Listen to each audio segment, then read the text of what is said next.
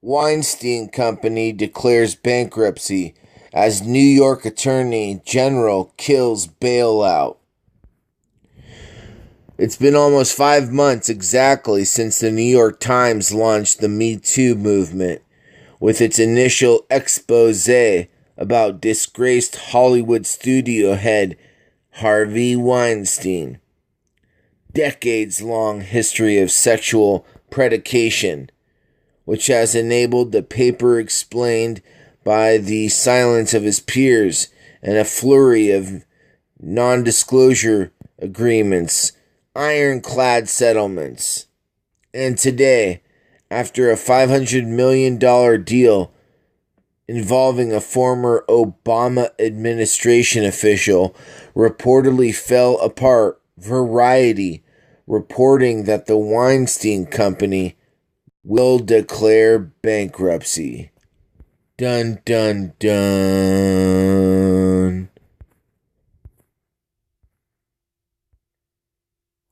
To wit, TWC's board released a letter Sunday evening to investors Ron Burkle and Maria Contreras-Sweet, the leaders of the bid group, breaking off negotiations.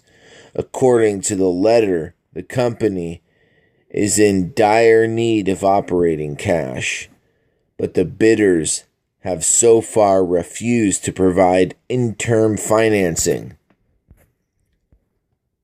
Based on the events of this past week, however, we must conclude that your plan to buy this company was illusionary and would only leave this company hobbling towards its demise to the detriment of all constituents.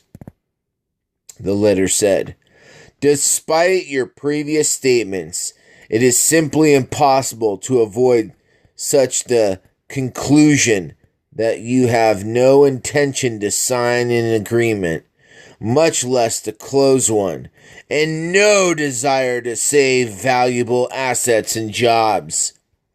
The sale was close to being announced exactly 2 weeks ago when New York Attorney General Eric Schneidermeyer stepped in and filed a suit accusing the company of enabling Harvey Weinstein's sexual abuses.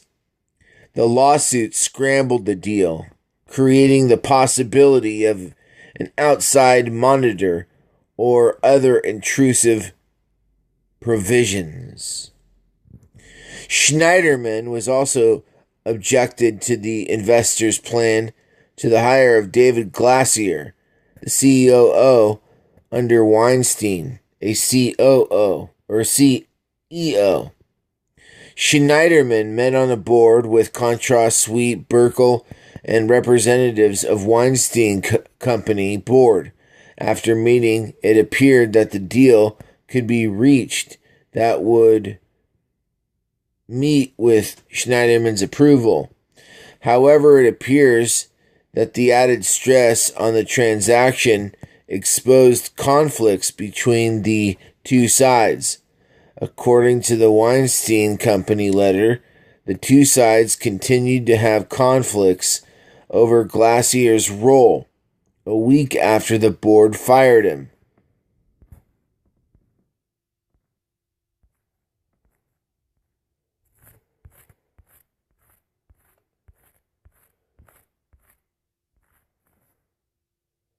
The Weinstein Company.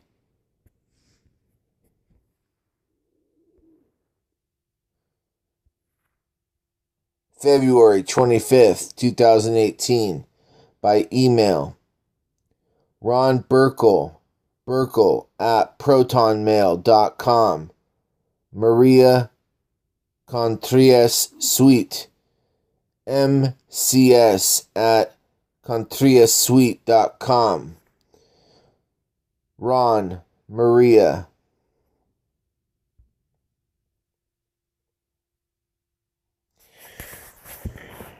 In a meeting with New York's Attorney General on February 21, you asked the Weinstein Company to work with you as partners towards the common goal of saving the Weinstein Company. I should say, of saving the company, preserving jobs, and establishing a victims fund.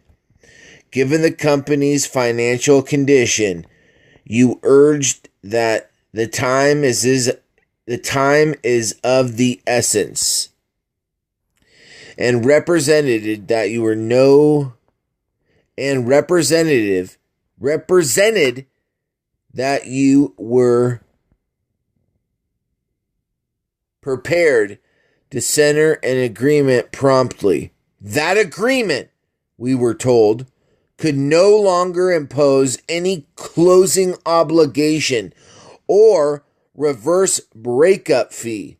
Instead, Maria assured us that the company could and must rely on a buyer's good faith intention to sign and close the deal.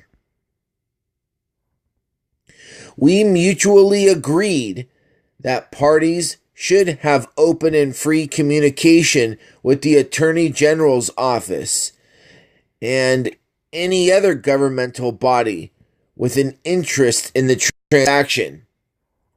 In the 4 days since that meeting, we and our advisors have worked tirelessly to finalize an agreement to present to the Attorney General for his approval, while acceding to virtually every demand you imposed.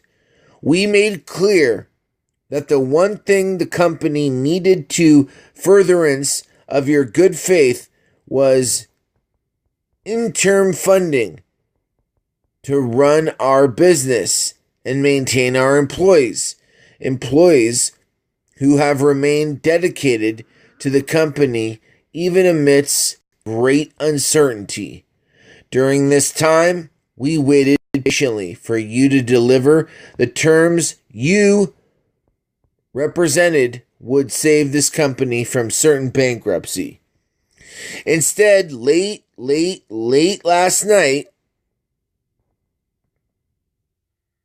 you returned to us an incomplete document that unfortunately does not keep your promises as of February 21, including with respect to the gilding principles set forth by the Attorney General. Nowhere, for instance, is there any principles set forth by the Attorney General. Nowhere, for instance, is there any provisions for the gold standard human resources policy you promised.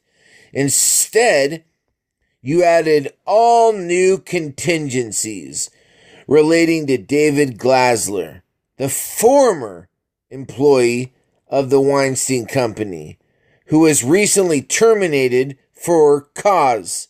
Likewise, there is no provision for necessary interim funding to ensure your future employees were paid.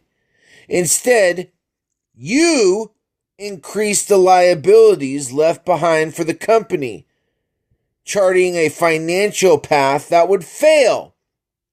Other new conditions make clear that a closing, if one were to happen at all, could take many months or longer. In short, the draft you returned presents no viable option for sale. We have believed in this company and in the goals set forth by the Attorney General.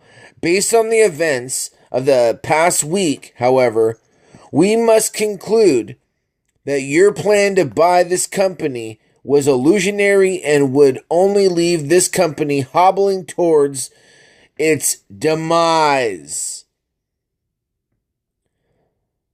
to the detriment of all its constituents. This board will not let that happen. Despite your previous statements, it is simply impossible to avoid the conclusion that you have no intention to sign an agreement. much less to close one, and no desire to save valuable assets and jobs. That is regrettable, but not in our power to change.